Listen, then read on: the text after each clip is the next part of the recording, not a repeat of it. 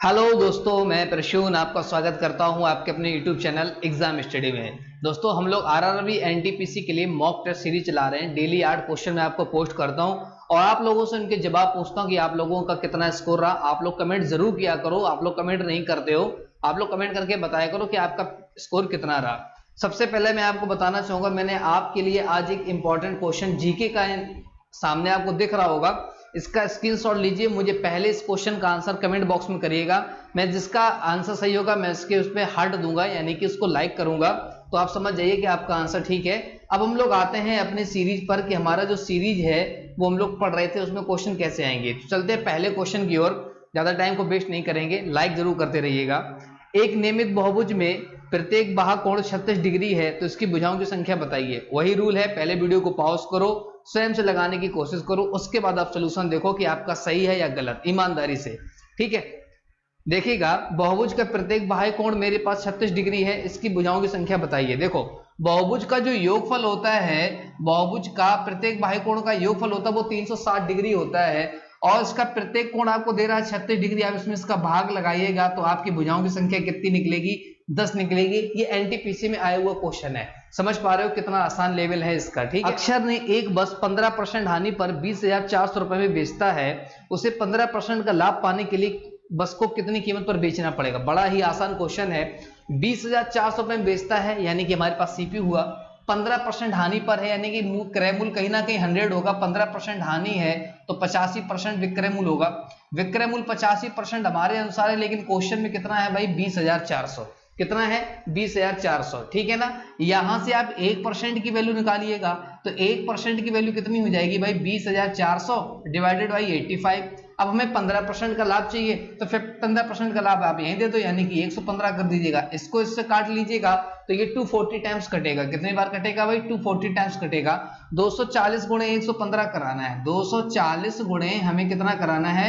115 कराना है। बस यह आपका यही आंसर हो जाएगा। 27,600 रुपए आपका करेक्ट आंसर होगा भाई। कितना? 27,600 रुपए, ठीक है। अगर आपका आंसर सही गया है तो बहुत अच्छी बात है, नहीं गया है तो तैयारी को और वीडियो बहुत छोटी होती है, पूरा वीडियो देखा करें। अगले क्वेश्चन पे आते हैं। दूध और पानी के 80 लीटर के मिश्रण में 25% दूध है, इसमें कितने लीटर पानी और डाला जाए कि मिश्रण में दूध की मात्रा 16% हो जाए? वीडियो को पॉज करो, स्वयं से लगाने की कोशिश करो और कमेंट में आपसे बताना कि आपके कितने सही है। चलिए देखते हैं।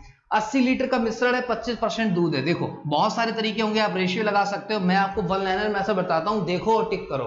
80 लीटर मेरे पास दूध है, आपने कहा ठीक है। 80 लीटर मेरे पास दूध है, इसमें 25% दूध है, 25% मेरे पास मिल्क है। अब आगे बोलता है कि इसमें कितनी लीटर पानी मिलाया जाए, तो पानी मिलाओगे लीटर में, तो 80 लीटर की यूनिट में हमने मिला दिया, माना कि x लीटर पानी मिलाया जाए कि कुल मिलाकर दूध का परसेंटेज कितना हो जाए भाई? 16% हो जाए। बस इतनी सी बात है। बराबर में है, परसेंटेज से परसेंटेज निकालो। 16 से अगर हम काटेंगे 16 पर 80, 25 पंचे होता है मेरे दोस्त 125, 25 पंचे 125, और ये बराबर बचेगा कितना? 80 प्लस का x, तो x की वैल्यू कितनी होगी? 45। और आपने x क्या माना था? मिलाई जाने वाली मात्रा। दैट्स ऑल, यही हमारा आंसर होगा। इससे आसान तरीका कुछ नहीं हो सकता। नो रेशियो, नो एलिगेशन, आप सीधा सीधा वन लाइनर लगा सकते हो। उम्मीद है कि आपको क्वेश्चन पसंद आया होगा, तो एक लाइक तो बनता है। दोस्तों, नेक्स्ट क्वेश्चन पे आते हैं। नेक्स्ट क्वेश्चन कंपाउंड इंटरेस्ट का है, बहुत ही प्यारा क्वेश्चन है। प्रीवियस एज के क्वेश्चन में आए हुए में से एक क्वेश्चन है। देखो क्या कहता है कि कोई राशि चक्रवृद्धि ब्याज से 25% की दर से कम कितने पूर्ण वर्षों में दुगने से अधिक हो जाएगी? इस सवाल को लगाने का तरीका क्या होगा मैं आपको बताता हूं, बड़ा ही आसान तरीका। देखो, 25% की आप फ्रैक्शन को चेंज करेंगे। 25% की आपको फ्रैक्शन में चेंज करना है। 25% की फ्रैक्शन हम जानते हैं कितनी होती है भाई? 1/4।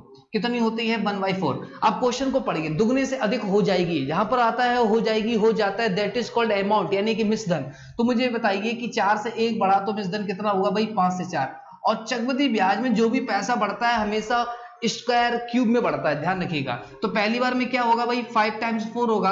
क्या? देखो यार, इसको डिटेल में देखा करो। बोला है कि दुगने से अधिक होना चाहिए। देखो यार, 4 दूनी 8 होता है, लेकिन यहाँ तो 5 ही है, यानी पहले साल पे नहीं हो सकता।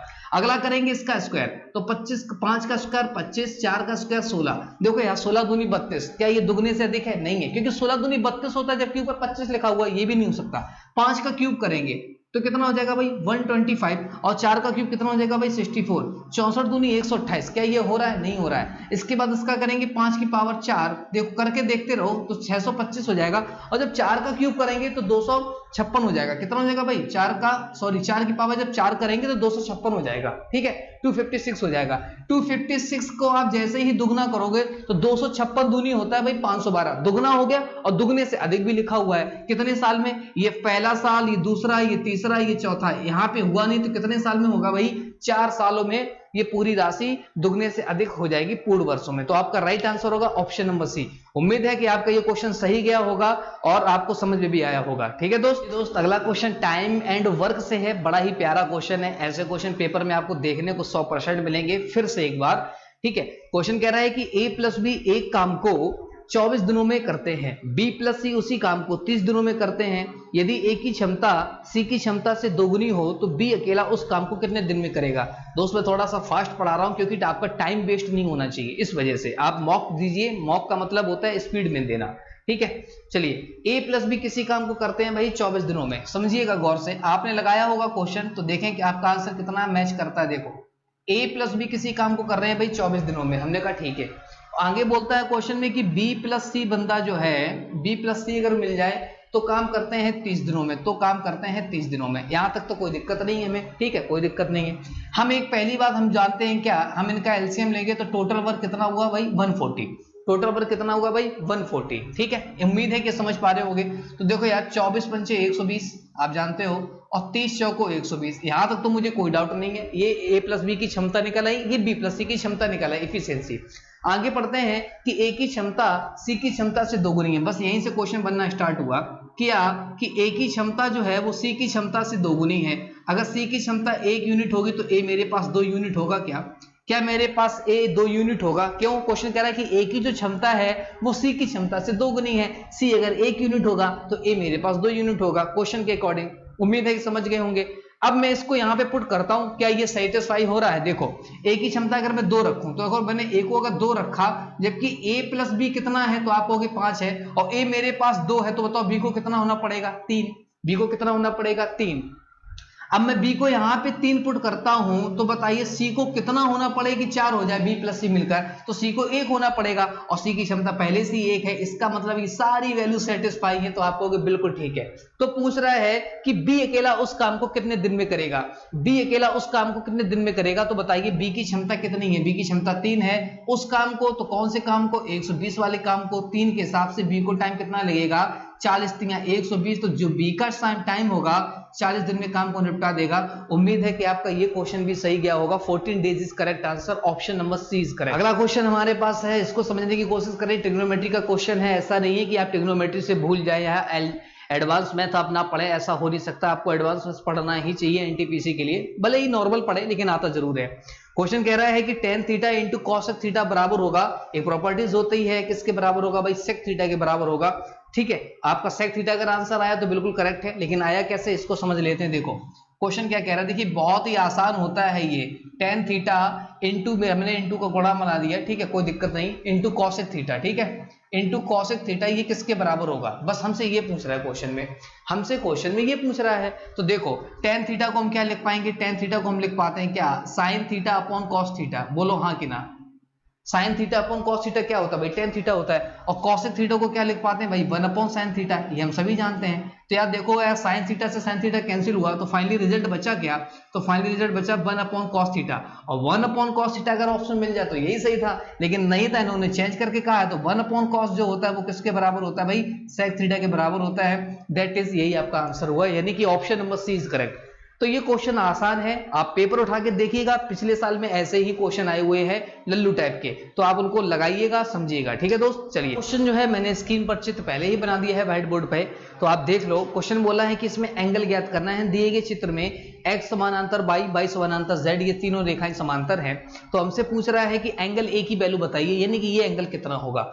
तो देखो बेहद ही आसान क्वेश्चन है। अगर हम यहाँ से एक लाइन ड्रॉ करें, आप लोग पहले लगाने की कोशिश की होगी, तो आपका आंसर क्या आता है वो देखिएगा। एक मैंने लाइन ड्रॉ किया, तो मुझे बताइएगा क्या यार ये 55 डिग्री है, क्या ये भी पूरा 55 होगा, क्या ये भी पूरा 55 होगा क्या। तो आप कहोगे कैसे, तो ये एकांतर कोण है। कैसे कोण है भाई, एकांतर कोण है।